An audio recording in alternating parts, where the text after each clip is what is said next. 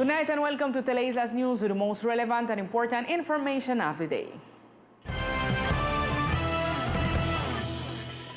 Today, the Attorney General's office issued a suspension and ineligibility order against former Governor Auri Guerrero Bui, who is deprived of her liberty for a corruption scandal in 2018.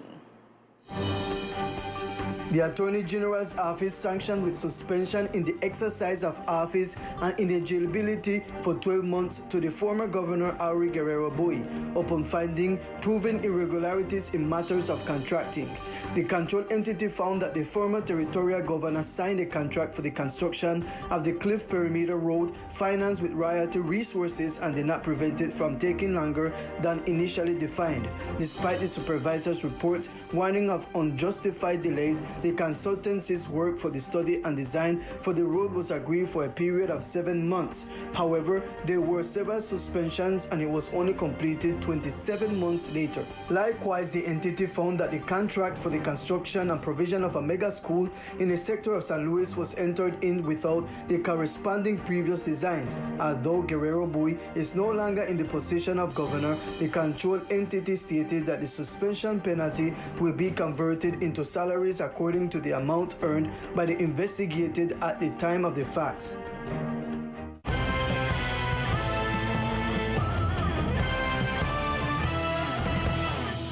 The analysis of a recurring altercation between tourists and tour operators at the Blowing Hole raises serious questions.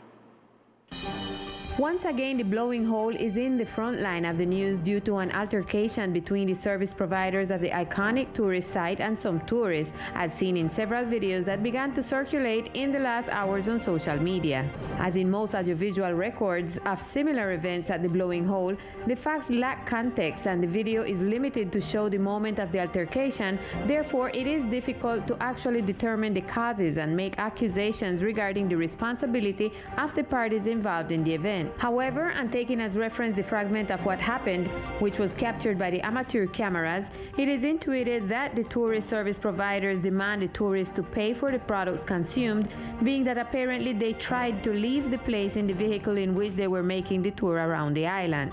Even though the actions of the tourist service providers are far from the minimum in customer service, the apparent intention of the tourists to leave the place without paying for what they have consumed is not justifiable. In this sense, the question arises with respect to the consequences of the national media coverage of previous altercations between tourists and locals. Do tourists come to the island with the predisposition to visit the Blowing Hole for the purpose of sabotage, adding to the negative image of the attraction and the personnel who work there?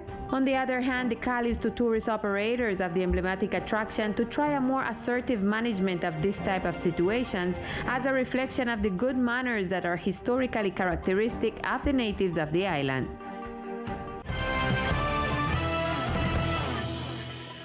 And this morning, parents, students, school administrators, and the Secretary of Education met to discuss the violent actions involving minors from the educational institution. The Secretary of Education, the Bolivariano Schools Director, and parents of the students involved in vandalism that were recorded on a video circulating on social networks and instant messaging applications met behind closed doors this morning for about 3.5 hours. At the end of the meeting, the Secretary of Education and the Director of the educational institution refrained from giving statements to the press regarding the case. However, Teleislas News was able to establish in a preliminary way that after today's meeting, a committee was convened to determine the corrective measures that will be applied to the minors who hit a fan inside the school. In this sense, this news agency will be attentive to the decisions regarding the actions of the students and the eventual sanctions with which they will have to respond for damages to public property. It should be recalled that during the 30 seconds that the video lasts, it is observed how a student hits a fan with a chair, incited by her fellow students who encouraged her to continue hitting it, while the action was recorded by another student.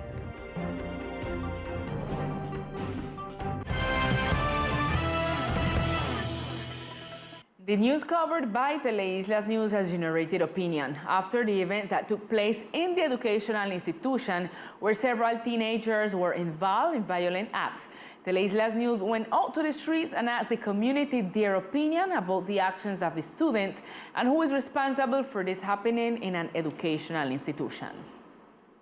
I think it is a very bad thing. There should be a law, but since the law today protects the children a lot, it has damaged them a lot. For me, the truth is that this is the parents' responsibility. Education is not only at school, but also at home. And if their parents don't give them good manners, if they don't behave well at home, much less at school, where a teacher has 35 students for themselves. A normal teenage girl shouldn't act like that, so I'm not going to judge. I would think that it could be an anomaly that the minor has. Before taking action, they should do an investigation. I think everything comes from home. I think that the girl should be followed up along with her parents so that she doesn't do it again. My opinion is that these girls should be suspended and call the attention of their parents so that they pay more attention to their children, that they are more attentive, that they do not leave them alone, because sometimes you go and some do not even ask how they are doing in school. Teleislas News goes further into the news, and this is why today we have the psychologist Freddie Bowie, who explains a little of the transformation of this situation. Good evening. As a psychologist, what is the position in front of the violent behavior of the minors inside the educational institution? Unfortunately, we are experiencing these scenes in our schools. This is definitely a case that must be dealt with not only with the young people, but also with their families, the environment where they are supported. I believe that it is useless to talk only with the young people when their parents or close relatives also allow or support them. I believe that we must deal with these cases together with the families or these young people so that we can all move towards the same side. They are expressing an internal anger. And do you think that the children behind the video also need guidance?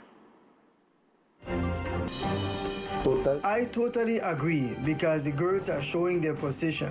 They are showing that they are also part of this violent system, of these aggressions, of these demonstrations to public property. Without a doubt, we have to deal with these girls, and why not with the whole student body?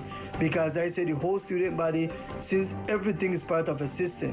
Unfortunately, one sees that the bad thing sticks, then one starts to do the negative things. Finally, what is the message for parents and counselors to correct the children in the best way? The way to correct these young people is first to call their attention.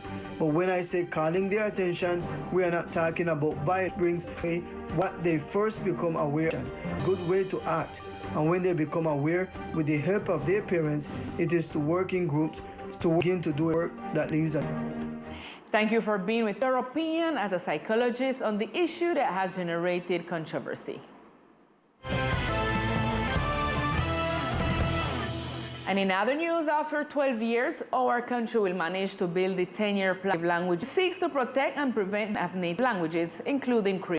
The 10-year plan for native languages of Colombia aims to coordinate institutional action and encourage the participation of ethnic groups in the and strengthening of native languages, as well to comply with the Law 1381 of 2010, which constitutes a mechanism that integrates and prioritizes this while expanding opportunities and strategies for the recovery of the cultural strengthening of the After Colombia has a 10-year plan for native languages, 68 languages belonging to ethnic groups will have a strong and robust plan with a focus on human rights that allows language that we all have to communicate and access to our state services. Languages such as indigenous ones, of which we have 6 Creole languages, will have specific with the communities in ethnic groups. Of the in the middle of the Day of Native Languages and Department with the proclamation 2010 Mother Language Day proclaimed in 1990. Landers will have to be Agency, the Secretary of the ICT of our department, gave an important announcement: CT tools. This is being the lead of this sector in areas of our community. In particular, we are trying to see what tools we have in the TIC area. This one in particular, we are already the automatic tools that the Gobernación have. Plus, we have managed to a theme of security or the habits of security that all of us should have, how we manage the different equipments and tools in TI area. The importance of this training lies in the changing technology, innovation, and opportunities that give a rapid advancement in the market. Therefore, they cannot be ignored, and that is why a constant structure is the key to success of this sector in society. And the departmental administration agenda of the governor's office revolved around the day with activities in commemoration of Creole. The agenda today, February 21st, Language Palace entrance, where workers and learn educational books in the island of the activity. We have weather right here, please. All the short nail is the Creole, all promoting very primer. This is important. The mama also the picking a school. During the afternoon, there was also led by the Center of the Right and several by local residents and visitors enjoy the story island and population. This is a wonderful. I have to know one time for the over and over. And I want people, they pick name. So we know we learn over the countryside. It's good that practice your Creole, talk your Creole, live your Creole, and believe. But with respect, I have to big up Creole and like in the school, because they left it apart, they left it to a side, and come to a time in history where people, remember in the like Caribbean when they used to talk one funny language, that is a period, you want to become something like you want to make one past history, so we have to keep it up during two generation and generation. So it's very important for people to come and assist to them that kind of event and to embrace it and to talk between the people them in a school, in your work and all about it. The event ended on the high note, a concert led by Islanders artists who delight with good music to those who attend the event. And in Teleislas News, we also highlight one of the people who has been outstanding in supporting and promoting the Creole on the island. Brisinga Corpus, along with others, has been part of the group of people who fight daily to preserve Creole in the department. Of poems and stories, an excellent teacher with vast experience in the use and appropriation of three languages, Creole, English, and Spanish in her classes. Currently, due to illness, she is not teaching, but today, 21st of February, International Mother Language Day and Creole Day, we pay a tribute to this teacher for her legacy and certain contribute to paving the way of the recognition of our Creole among the new generation and the world.